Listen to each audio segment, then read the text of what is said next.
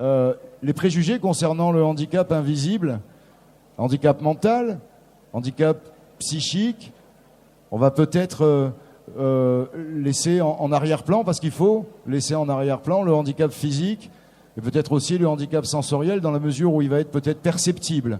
Parler de perception en matière de sens, c'est peut-être un non-sens. Mais en tous les cas, on va parler de handicap mental et de handicap psychique. Les préjugés, quels sont-ils ? Alors, Madame Préjugé peut vous dire que les personnes avec un handicap psychique sont violents, dangereux, inintelligents, feignants, ingérables, lunatiques. On pourrait continuer comme ça longuement la liste. Or, vous avez l'inverse de ces préjugés. Vous savez que ça fonctionne aussi, ou est-ce que ce sont des choses qui sont vraiment ancrées dans l'esprit collectif de chacun en France ? Alors, oui, je pense que c'est effectivement quelque chose qui est ancré dans l'esprit collectif en France. Aujourd'hui, il y a quand même de nombreux dispositifs qui tentent à faire changer les regards, en tout cas, à montrer un autre visage de ces personnes, et notamment de mettre en avant tout leurs compétences, puisque avant d'être une personne en situation de handicap, même psychique, c'est avant tout une personne avec des compétences et avec d'énormes connaissances. Et c'est surtout ça qu'on essaie de mettre en avant dans un premier temps, en tout cas. Mais j'aimerais, à propos des préjugés, parler de quelque chose qu'on a mis en place sur Montpellier, justement pour lutter contre ces préjugés. Parce que le préjugé, il est double. D'une part, il serait qu'il y aurait des fous et il y aurait des non-fous.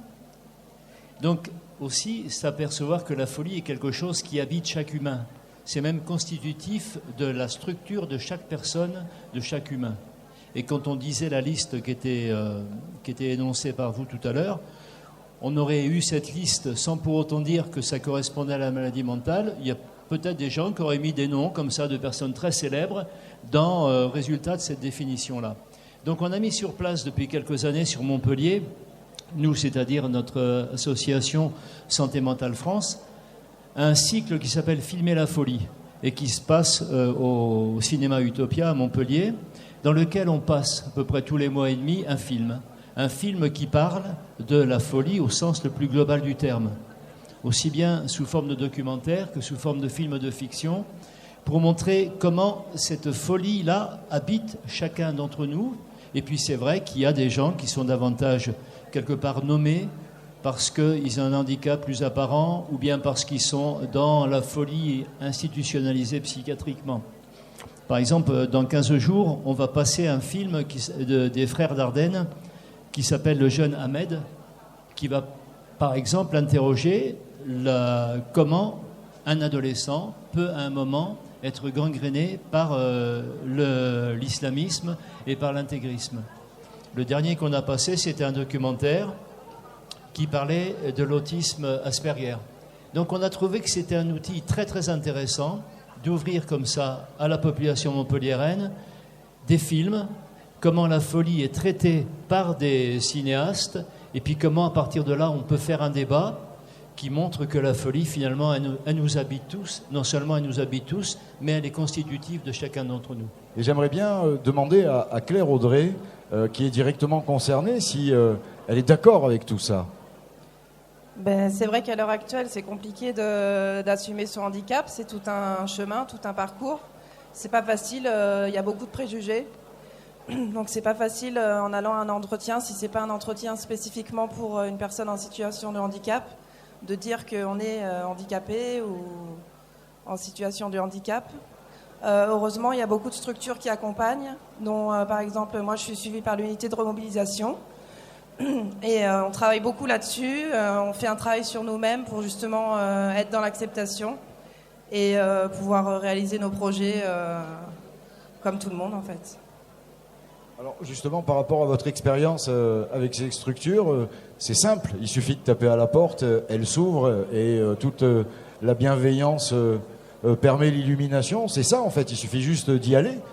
On s'adresse quand même dans le cadre d'HandiJob, autour de nous, il y a des gens qui cherchent, qui disent ne pas trouver, mais il y en a qui cherchent peut-être pas dans la bonne direction. Et vous avez peut-être su aussi aller dans la bonne direction. J'ai eu la chance d'être accompagnée par les bonnes structures qui vraiment font un travail extraordinaire. dans l'accompagnement, dans le travail sur soi, dans la reprise de confiance en soi, dans la remobilisation. Donc tout ça, c'est possible, évidemment. Il faut aller taper aux bonnes portes. Et les portes, il y en a pas mal avec la PSH 34 et les différents services. Mesdames, si vous voulez prendre la parole, ou alors je vais inviter Nicolas Rantaud à dire quelques mots sur l'évolution. Tout à l'heure, en discutant, Thierry Bermond parlait, par exemple, dans les exemples qu'il donnait, quelqu'un qui va être soumis à un traitement médical, à la prise de cachet Péros, et qui un jour va zapper ou paumer ou détériorer son traitement. Est-ce que c'est des choses qui sont à prendre en considération? Est-ce qu'on peut faire sans? Comment dans la vie de tous les jours, comment ça peut fonctionner? On parle bien dans l'entreprise. Alors déjà, oublier un traitement qu'on doit prendre tous les jours, moi personnellement, j'arriverai pas à prendre un traitement tous les jours sans l'oublier. C'est déjà 7 jours d'antibiotiques, j'en oublie, je m'arrête au bout de 4. Donc clairement, déjà, c'est une réalité. La réalité aussi, on a cette image que la maladie psychique, ça pète d'un coup comme ça pète pas d'un coup comme ça. C'est quand on a un traitement. Déjà, quand on oublie une prise, il y a toutes les autres prises d'avant qui sont encore dans le sang. Donc c'est pas d'un seul coup, sans crier gare, dans la minute, la personne change. Il y a des signes avant-coureurs. Et on parlait d'accompagnement tout à l'heure. Alors le terme assumer son diagnostic me gêne. Moi, je pense pas que les gens n'assument pas leur diagnostic. Ils choisissent juste quand est-ce qu'ils l'assument et devant qui ils l'assument. Et moi, je pense qu'ils assument complètement justement de pas le dire. Ce qui est plutôt adapté. Moi, si je passe un entretien d'embauche, je vais mettre. Mon but, c'est d'être embauché. Je vais faire rapidement un inventaire de qui j'ai en face de moi, des représentations que la population générale peut avoir de la maladie dont je souffre. Et si je pense que le dire va bloquer mon objectif, c'est-à-dire d'être embauché, de manière très adaptée, je ne vais pas le dire, en fait. Concrètement, c'est plutôt adapté. Donc, je crois que par rapport à l'entreprise, il faut aussi créer cet environnement. C'est évidemment que pouvoir parler librement du diagnostic, ça faciliterait plein de choses pour travailler sur l'entreprise au quotidien. Sauf qu'il faut pouvoir créer l'environnement plutôt positif du fait de pouvoir assumer son diagnostic. Les gens, ils sont prêts à le dire. Les gens ne sont pas malhonnêtes, ne cherchent pas à cacher. Ils essaient juste d'atteindre leurs objectifs, quel que soit le prix, entre guillemets. Mais ils ne sont pas contents de devoir le cacher ou essayer de combler un CV ou d'aller justifier, parfois mentir. C'est jamais agréable, ça. Mais il faut créer l'environnement pour que les personnes puissent parler de ça sans se voir arrêter directement à la phrase d'après. Parce que, merci, mais non merci, quoi. Ça ne nous intéresse pas. Un petit peu ce que mettait en lumière Claire Audrey. Quand elle disait qu'effectivement c'était pas évident, sauf dans les dispositifs spécifiques, adaptés, comme aujourd'hui à HandiJob. Si on vient ici chercher un emploi, on sait pourquoi on est là. Et ça facilite aussi peut-être les échanges. En échangeant tout à l'heure avec les gens de Pôle emploi, de dire que finalement c'est plus simple parce qu'on n'a pas au moins, comme disait Claire Audrey, à dire que ça, mais à faire valoir justement ses compétences et pas le handicap qu'on a, tout simplement.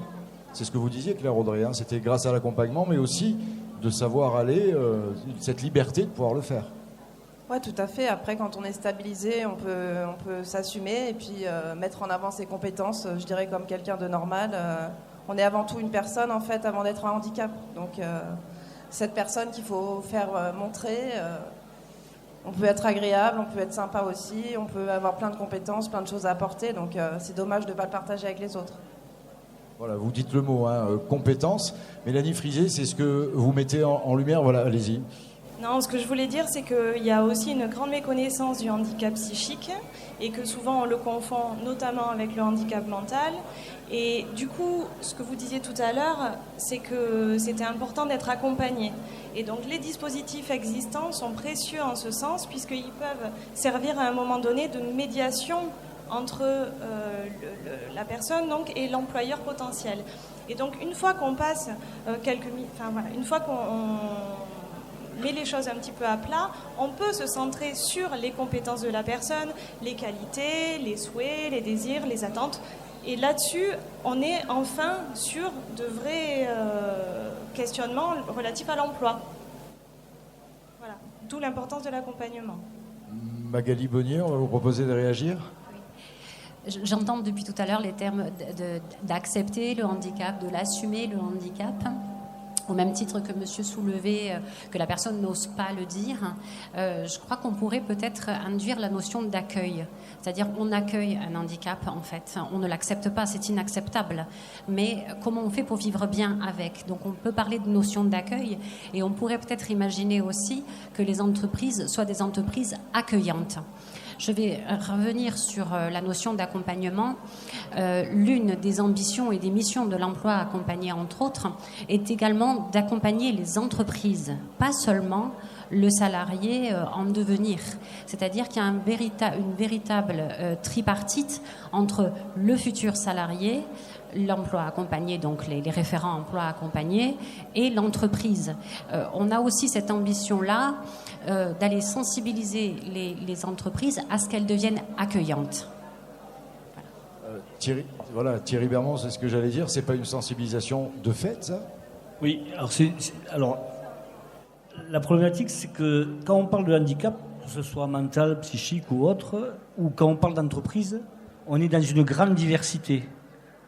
Aujourd'hui, on essaye de vouloir normer des choses, alors que s'il y a bien quelque chose qui est difficile à normer, c'est à la fois la problématique de chaque personne en situation de handicap et éventuellement les entreprises qui les accueillent. Parce qu'aujourd'hui, il y a des endroits où il y a effectivement, j'ai la chance d'occuper ce poste depuis 10 ans, donc au Crédit Agricole, on est accueillant, entre guillemets. On essaye de créer des actions qui permettent l'intégration, le maintien dans l'emploi aussi, parce qu'on parle du recrutement, mais il faut aussi pouvoir garder une personne en situation de travail et à qui il arrive une problématique de handicap. Et tout ça, ça me paraît difficile à normer parce que justement, chaque cas est un cas. Ça me paraît important. Après, dire il faut accompagner. L'accompagnement dans l'entreprise, ça existe déjà. Hein. À l'époque, ça s'appelait les mises à disposition. Avec un ESAT ou un EA, vous avez ça m'est arrivé d'avoir des personnes qui intégraient le Crédit Agricole et qui étaient accompagnées par l'encadrant de l'ESAT pour faire son activité pendant... donc, ça existe. Après, la difficulté de l'entreprise, dans certains cas, c'est que c'est pas son cœur de métier. On est bien d'accord. 2700 salariés au Crédit Agricole du Languedoc, le seul qui se préoccupe de l'intégration des personnes en situation de handicap, je le fais court, c'est moi, quoi. Après, je vais sensibiliser le manager en lui disant ça serait bien que tu intègres cette personne. Mais il n'a aucun intérêt, le manager. Pourquoi il va faire ça alors que potentiellement, il peut avoir, entre guillemets, sur le marché ordinaire, des profils différents. Donc, voilà, c'est quand même... effectivement, on peut aider l'entreprise à être accueillante, mais dans la mesure où, aujourd'hui, on en parlait il y a de la compétence, mais surtout les entreprises cherchent de la performance. Il y a des fois une contradiction, on en parlait tout à l'heure, sur cette problématique-là. Mais on va en parler maintenant aussi. Voilà. Donc, je ne sais pas si j'ai répondu à votre problématique. Alors, avant que vous évoquiez la compétence versus la performance et qu'on fasse circuler la parole à ce sujet, moi, je voulais bien demander à Jocelyne Florina, par rapport à ce que vous évoquiez, tout à l'heure, Mélanie Frisé, me semble-t-il, la différence entre le handicap mental et le handicap psychique, elle est factuelle, la différence, puisque, de fait, l'unité de remobilisation, vous avez même deux structures bien distinctes. Est-ce que vous pouvez nous éclairer là-dessus, s'il vous plaît? Alors, effectivement, nous avons un service qui travaille avec les personnes en situation de handicap psychique, c'est-à-dire un handicap qui est généré par une maladie mentale. C'est un peu compliqué. La maladie mentale génère un handicap psychique et la déficience intellectuelle, mais je crois qu'aujourd'hui on ne dit plus ça, mais bon, pour faire court, génère un handicap mental. C'est un petit peu compliqué. Donc maintenant, moi, je préfère dire un handicap psychique est généré par une maladie psychique, au moins on emploie les deux mêmes termes, et un handicap mental est généré par une maladie, une déficience intellectuelle. Je voulais revenir sur la performance dont parlait monsieur. Peut-être que les personnes en situation de handicap psychique, puisque c'est mon domaine, peuvent être aussi performantes qu'une personne sans problématique psychique, mais sur un temps plus court. Et c'est pour ça que souvent, elles recherchent des mi-temps ou des temps partiels. Ce qui est quand même un petit peu problématique parce que les entreprises ont beaucoup de mal aussi à recruter sur certains postes, et notamment des postes à responsabilité, des personnes sur des temps partiels. Oui, c'est vrai pour le recrutement, mais c'est aussi vrai dans le cadre de la formation. Par exemple, dans le cadre du DU Banque que j'ai mis en œuvre, c'est un contrat professionnel sur un temps plein. 35 heures à l'université, 35 heures à l'agence. Et je ne peux pas former à mi-temps. Donc déjà, ça exclut éventuellement la possibilité d'intégrer à travers ça. Alors, performance, compétence. Tout à l'heure, en partageant à table, on se posait la question, est-ce que, par exemple, l'handicap psychique, la souffrance psychique, la difficulté psychique va permettre de cultiver certaines compétences? Parce que c'est vrai que quand on souffre de quelque chose, fatalement, pour continuer à exister, d'être au monde, on va développer d'autres choses, d'autres richesses qui nous permettent d'être au monde. Alors moi, j'aime bien dire que l'handicap psychique pourrait se définir par une difficulté dans la relation à l'autre. Une difficulté dans la relation à l'autre, ce qui fait que les personnes qui, à un moment, ont souffert gravement de ce côté-là, ont acquis une espèce de sensibilité et une richesse de ce côté de la relation à l'autre. Alors, comment une entreprise peut-elle accueillir quelqu'un qui va être un petit peu plus comme un test, une sensibilité à la qualité humaine qui peut exister dans les relations d'entreprise? C'est là que c'est difficile. Parce qu'on s'aperçoit paradoxalement que notre société, à la fois, fait une stigmatisation des personnes, par exemple les handicapés, les non-handicapés ou autres, mais en même temps, le monde psy envahit de plus en plus le monde de l'entreprise, puisque toute difficulté qui est rencontrée par un salarié à un moment dans une entreprise est mise sous le versant psy. C'est du burn-out, c'est etc., des choses comme ça. On va même au niveau des catastrophes qui peuvent arriver, catastrophes naturelles comme les récentes inondations dans le Var, ou bien catastrophes terroristes comme au Bataclan, on va dépêcher des cellules d'aide psy, comme si tout ce qui arrivait à un moment concerne le côté psy de quelqu'un, et ce côté psy de quelqu'un, pour le réparer, il faut que ça se fasse tout seul dans son coin. Jamais à un niveau global, à un niveau social. On pourrait envisager par exemple que ceux qui ont été atteints par le Bataclan, c'est peut-être pas le mieux pour eux de les laisser chacun avec un psy entre deux murs pour réparer ça. Peut-être qu'il y a une réparation collective qui pourrait être faite. Quand quelqu'un souffre d'un burn-out dans une entreprise, plutôt que de l'envoyer chez le psy et chez le médecin du travail, peut-être qu'il faudrait mieux que l'entreprise s'interroge, tiens, pourquoi là, tout d'un coup, on est dans des conditions de travail qui ne respectent plus l'humain. Alors, ces personnes-là qui justement ont acquis cette espèce de richesse au niveau de la relation à l'autre, pourrait peut-être servir à ce moment-là de catalyseur, de symptômes, de attention, là, il y a quelque chose qui ne marche pas. De même que tout à l'heure, on avait été interrogé pendant qu'on partageait le repas par une interprète qui devait normalement traduire ce qu'on disait en langage des signes, et nous avait dit attention, faites attention, ne parlez pas tous en même temps et ne parlez pas trop vite parce qu'autrement vous serez inaudible. Comme quoi quelqu'un qui fait une attention plus particulière à une difficulté qui peut être de l'entendement peut nous rappeler des espèces de règles basiques d'entente entre humains qui est, effectivement, il faut s'écouter les uns les autres, il ne faut pas monter comme ça les uns sur les autres quand on parle. Voilà, donc la compétence peut à un moment s'allier avec la performance, mais peut-être pas dans les performances qui sont exigées actuellement dans nos entreprises, parce que ces performances qui sont exigées dans les entreprises sont souvent au détriment de l'humain.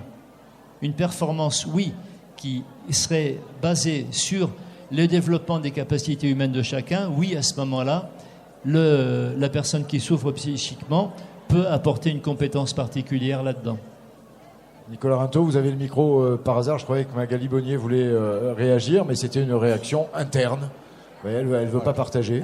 Mais je vous ai vu dubitatif. C'est peut-être le terme que j'emploierai. Alors, vous avez un taux d'heures de sommeil qui peut vous permettre de garder les yeux ouverts. J'étais un peu dubitatif. J'ai tendance, moi, au quotidien, à être beaucoup plus pragmatique sur la performance et la compétence. Moi, le centre dont je m'occupe collabore avec des jeunes personnes atteintes de schizophrénie. En tant que psychiatre, j'essaye d'avoir la connaissance sur la schizophrénie. Par contre, je serais bien incapable de juger la compétence et la potentielle performance d'un des usagers du centre sur un poste qu'il a choisi, en fait. Donc, je pense qu'on présume trop dans la maladie psychique. On présume de ce qui serait possible, on présume de ce qui serait pas possible, on présume de la temporalité qu'il faudrait y mettre. C'est trop rapide, c'est trop long, il n'y a pas assez d'étapes, il faudrait... on présume trop. Je pense que la réalité, c'est que on peut pas savoir, en fait. On peut pas savoir quel niveau de motivation a la personne, quel niveau cette motivation va faire surmonter les obstacles propres à la maladie, propres à son parcours de vie qu'à chaque individu. Moi, je serais plutôt dans mes... je me tourne plus vers l'entreprise. Je pense qu'on ne demande pas à l'entreprise d'être conciliante. On demande pas... Déjà, je pense qu'on lui demande de faire comme avec tout le monde. Moi, personnellement, dans ce cas-là, je pense que 90% du boulot est fait. Et puis après, on peut adapter certaines choses. Mais je pense qu'il ne faut pas présumer, en fait, quelqu'un avec une maladie psychique, quelle qu'elle soit, s'il veut faire quelque chose, que ça soit travailler en milieu ordinaire ou en milieu protégé, je pense qu'il faut l'accompagner en mettant le paquet, en écoutant ce qu'elle veut, elle, sans présumer de ce qui sera possible, parce qu'à mon sens, en tout cas, moi, je me sens pas capable en tant que psychiatre de présumer de la compétence d'une personne, atteinte de schizophrénie ou pas, sur un futur poste. Alors j'ai envie de me tourner vers ces dames qui accompagnaient en qualité de psy ou de coordinatrice. Est-ce que ce que vient de dire sur Otra est d'actualité? Alors oui, moi je suis entièrement d'accord avec ce que vous dites, mais ce qui serait intéressant, c'est peut-être que l'entreprise accepte d'ouvrir ses portes pour que la personne avec un handicap puisse venir faire ses preuves, c'est-à-dire venir voir ce qu'elle peut faire. Sans embauche obligatoire, mais au moins elle rentre dans l'entreprise, elle vit le rythme de l'entreprise, elle sent l'ambiance, voilà. Pendant un certain temps, 8 jours, 15 jours, un mois, pour voir et que les professionnels puissent lui renvoyer. Oui, c'est possible. Non, c'est pas possible. Oui, c'est possible avec ceci et cela. En parlant tout à l'heure, monsieur disait que c'était difficile de savoir ce dont avait besoin la personne comme aménagement de poste. Je pense que ça aussi, c'est important. Quelles sont les compensations dont a besoin la personne avec un trouble psychique? Parce que peut-être qu'elle a besoin de compensation ou pas, je ne sais pas, c'est vrai. On ne peut pas préjuger de... Je suis totalement d'accord avec vous par rapport à la problématique de la compensation, mais pour ce faire, il faut qu'avec la médecine du travail, il y ait un travail qui soit fait entre la personne qui est reçue dans ce cadre-là. Aujourd'hui, on arrive à avoir des personnes on découvre le handicap que 2 ans après. Le jour de la visite médicale avec la médecine du travail, ils n'ont pas dit au médecin du travail ce dont ils avaient besoin. Hein, donc, j'entends bien ce que vous êtes en train de dire, et je pense que nous, systématiquement, on fait passer dans la première semaine ou dans les premiers 15 jours, avant c'était obligatoire, il y avait une visite préalable à l'embauche, etc. Aujourd'hui, tout ça, ça a disparu. Potentiellement, on n'a même pas un médecin, on a un infirmier. Bon, il faut voir quand même là aussi que au niveau de la médecine du travail, il y a eu des évolutions. Nous, systématiquement, dans la mesure où on a des personnes en situation de handicap, on fait faire l'entretien avec la médecine du travail, et les aménagements de poste sont faits tout autant qu'ils correspondent à la réalité de la problématique. Ça, c'est la première chose. Et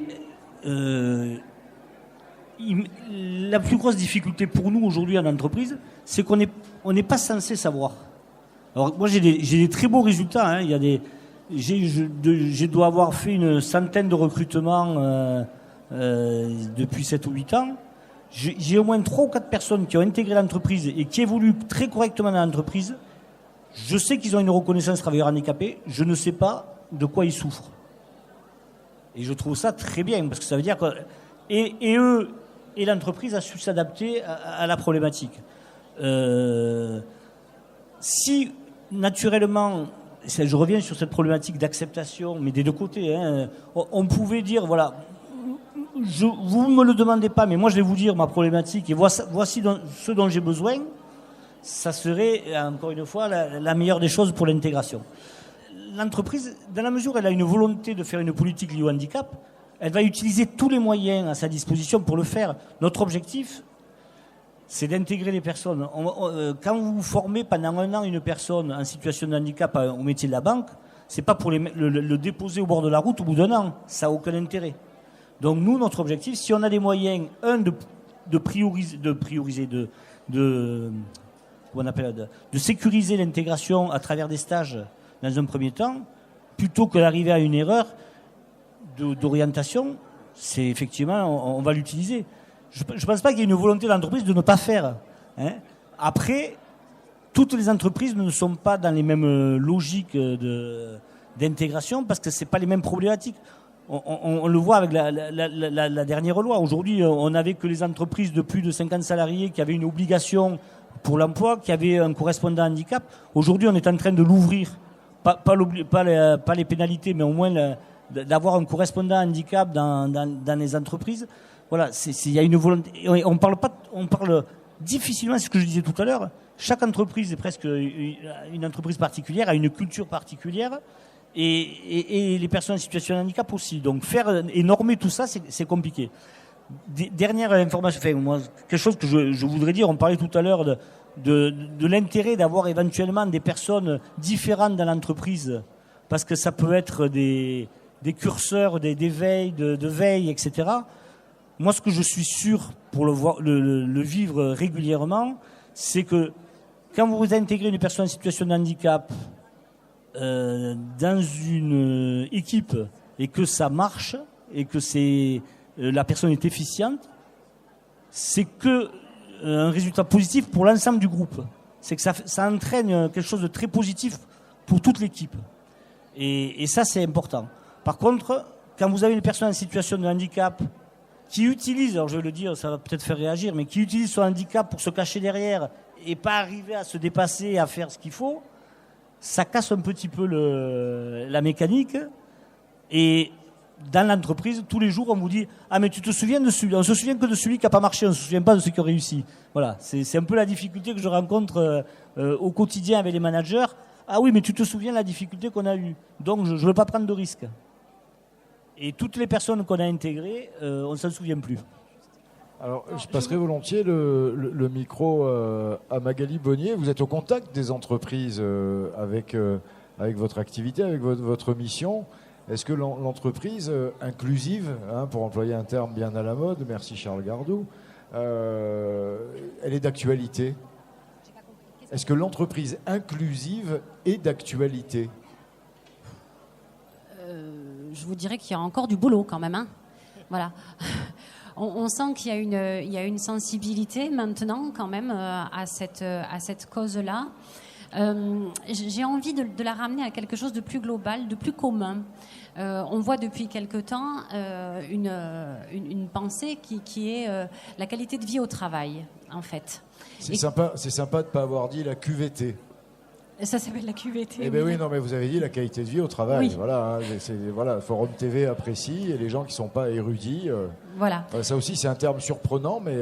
la qualité de vie au travail. C'est-à-dire que ce mouvement tente à sensibiliser les employeurs à ce qu'aujourd'hui, on ait une qualité de vie au travail, parce qu'on y passe quand même beaucoup de temps, et notamment avec ses collègues de travail, et on vient se soucier comment faire pour être bien au travail. Et cette question, je pense qu'elle peut s'adapter à tout à chacun, et donc aux personnes en situation de handicap. C'est qu'est-ce qu'on peut faire pour finalement être bien au travail. Donc, je crois que on peut espérer peut-être qu'il y ait un discours commun entre ce désir que le salarié, qu'il soit en situation de handicap ou pas, soit bien au travail. Je ne sais pas si ça répond à vos questions. Non, mais en tous les cas, ça rejoint complètement ce qu'évoquait Thierry Bermond. Et j'en profiterai avant de vous laisser la parole pour ouvrir une parenthèse. C'est aussi la raison pour laquelle, au sein de ce salon HandiJob, il y a un espace ergonomie. On sort du cadre du handicap psychique ou mental, encore que, tout à l'heure vous l'évoquiez, des fois, une nécessité est de travailler seul dans un bureau pour des raisons de concentration. Et voilà, c'était juste une petite virgule pour vous rappeler qu'à HandiJob, il y a aussi un espace d'ergonomie pour améliorer sa situation physique au travail. Thierry Bermond. Ouais, juste, pour moi, une précision, c'est qu'on parle de l'entreprise, mais la problématique, elle est en dehors de l'entreprise pour moi. C'est que on a une vision du handicap. Aujourd'hui, sur les salariés, un salarié sur 3 va avoir un cancer, un salarié sur 4 a une maladie chronique. Donc la problématique de la maladie ou du handicap dans l'entreprise, elle est potentiellement identifiée et elle existe. Là où on a, d'après moi, un travail, mais je pense que c'est culturel et c'est peut-être très français, c'est par rapport au handicap et surtout psychique et mental, qui arrive bien avant l'âge adulte, où on ne s'est pas intégré réellement. Et bon, on fait tout un travail avec différents, comme tout le monde, justement, sur comment arriver à faire que, même au collège, à l'école, le handicap soit, que l'école soit inclusive et que justement les personnes en situation de handicap trouvent leur place. On voit la difficulté que l'on a aujourd'hui par rapport à la problématique du handicap. Et j'ai l'impression, on a pendant très longtemps caché, entre guillemets, nos personnes en situation de handicap dans des endroits un peu dissimulés, en Lozère ou ailleurs. La Lozère est magnifique, hein. Mais bon, voilà. Et je crois que ça, c'est C'était confiné, oui. C'était confiné.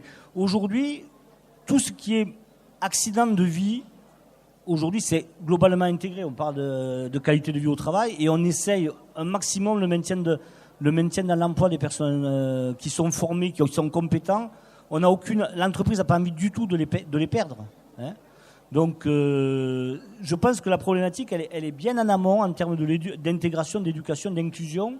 Je pense que ça se passe avant l'entreprise, la problématique. Voilà. Oui, mais là, c'est vrai qu'on parle de handicap au travail en rapport avec HandiJob, mais il y a aussi des situations de handicap qui se déclenchent à l'âge adulte ou qui évoluent de manière plus à l'âge adulte. Je me permettrai de parler sous le contrôle de Nicolas Rintaud, mais par exemple, la schizophrénie, me semble-t-il, peut très bien se révéler alors qu'on est déjà dans une vie d'adulte, me semble-t-il. Oui, alors la schizophrénie peut apparaître environ entre 15, 25, 30 ans. Donc clairement, elle vient se mettre... La schizophrénie, c'est des portes qui se ferment au moment où elles devraient toutes s'ouvrir, hein, dans la vie d'une jeune personne, hein, globalement. Donc effectivement, alors il y en a qui étaient juste avant le bac, il y en a qui l'ont passé, qui ont commencé des études supérieures, qui ont été bloqués entre guillemets à ce moment-là. Mais ce qui est sûr, c'est que on parlait beaucoup de la philosophie que devraient avoir les entreprises vis-à-vis de la maladie psychique. Il y a tout ce qui est en amont aussi, hein, que ça soit toutes les structures qui orientent. Je dis ça parce que j'ai Pôle emploi et la mission locale juste en face de moi. Que ça soit dans le médical, dans le médico-social, dans la réinsertion professionnelle. Ce qui me paraît important, c'est que tout le monde l'ait, la philosophie. En fait, c'est qu'on sait, hein, que dans la réinsertion professionnelle, un des facteurs prédominants de réussite, c'est que la personne qui vous accompagne y croit, en fait. Et donc, bien sûr que les entreprises doivent jouer le jeu, mais tout le monde en amont, y compris le médical, le médico-social, l'orientation, doit y croire. C'est-à-dire que, encore une fois, on parlait de présumer, de proposer les mêmes choses, de ne pas orienter forcément vers le milieu protégé quand on a quelqu'un en face de soi qui a une maladie psychique.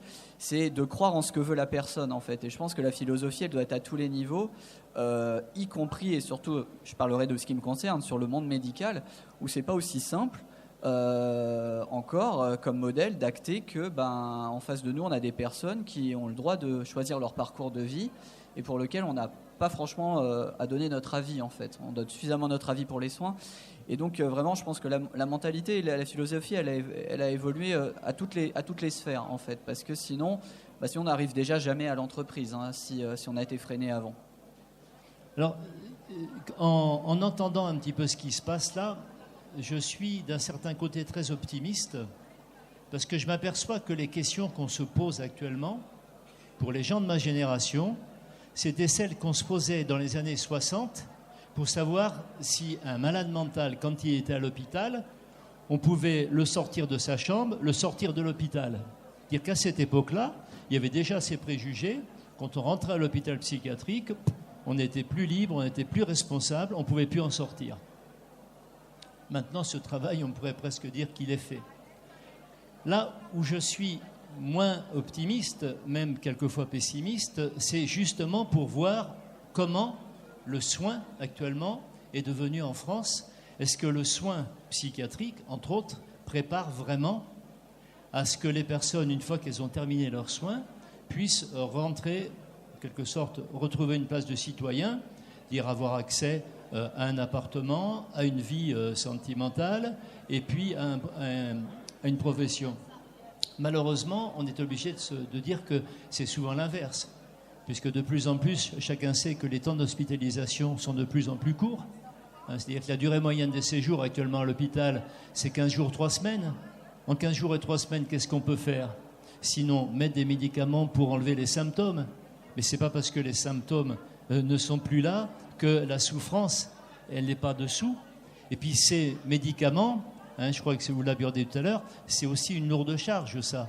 C'est-à-dire quand la personne est trop médicamentée et qu'elle arrive comme ça pour demander un emploi ou autre, c'est des choses aussi qui ne jouent pas en sa faveur. Et l'autre chose très grave qui se passe aussi actuellement dans les politiques de santé, c'est qu'on sépare de plus en plus le sanitaire du social. C'est-à-dire, il y a 40, 50 ans, on avait réussi à faire cette espèce de révolution psychiatrique, justement, entre autres, à Saint-Alban, en Lozère, qui faisait qu'une prise en charge de quelqu'un qui, à un moment, est en difficulté psychique, il fallait qu'elle prenne en charge non seulement le côté sanitaire, mais le côté social. Et donc, le soin se passait dans l'hôpital, mais aussi en dehors de l'hôpital.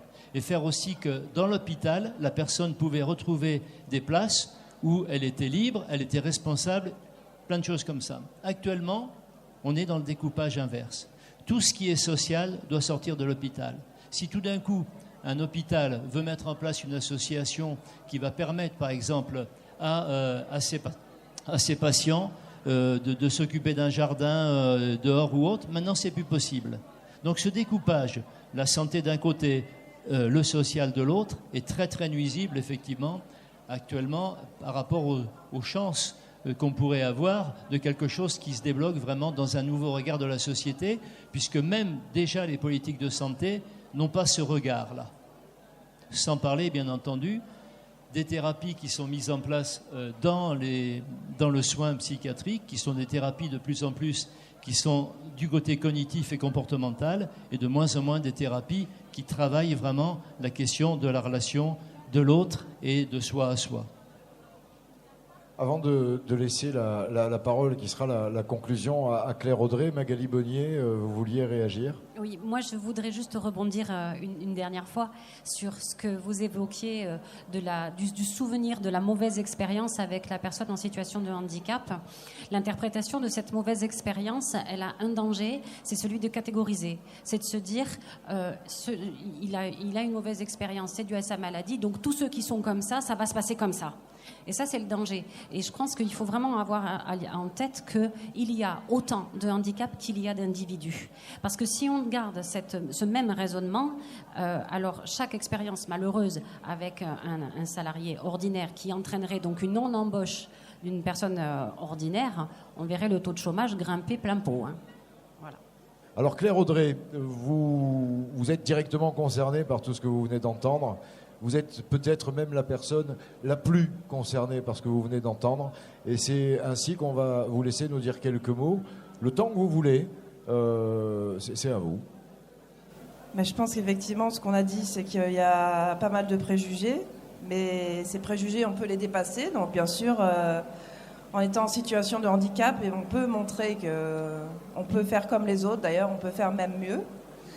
Après, c'est vrai que c'est tout un travail d'avoir un réseau d'acteurs autour de soi, donc d'être bien accompagné, que ce soit en matière d'emploi, en matière de soins, en matière de social, en matière de psychologique. Donc il faut réussir à être au cœur de son projet pour avancer. Et puis je pense que tout ça, donc l'image petit à petit ça va progresser, donc parce qu'il y a de plus en plus de personnes qui sont en situation de handicap, qui sont des perles dans les entreprises. Et c'est vrai aussi que donc, tous ces efforts qu'on fait, donc, ça permet de développer des compétences humaines aussi, qui sont très précieuses aujourd'hui à l'heure actuelle avec tout ce qui se passe dans nos sociétés. Et c'est un véritable apport. Donc voilà, je pense que chaque personne en situation de handicap peut apporter pareil que les personnes qui ne sont pas en situation de handicap. Bien sûr, il faut que la personne soit stabilisée. Et donc pour ça, donc avoir un bon réseau d'acteurs, être bien accompagné au jour le jour. Voilà. Merci Claire Audrey. Merci à vous, messieurs, dames. Merci.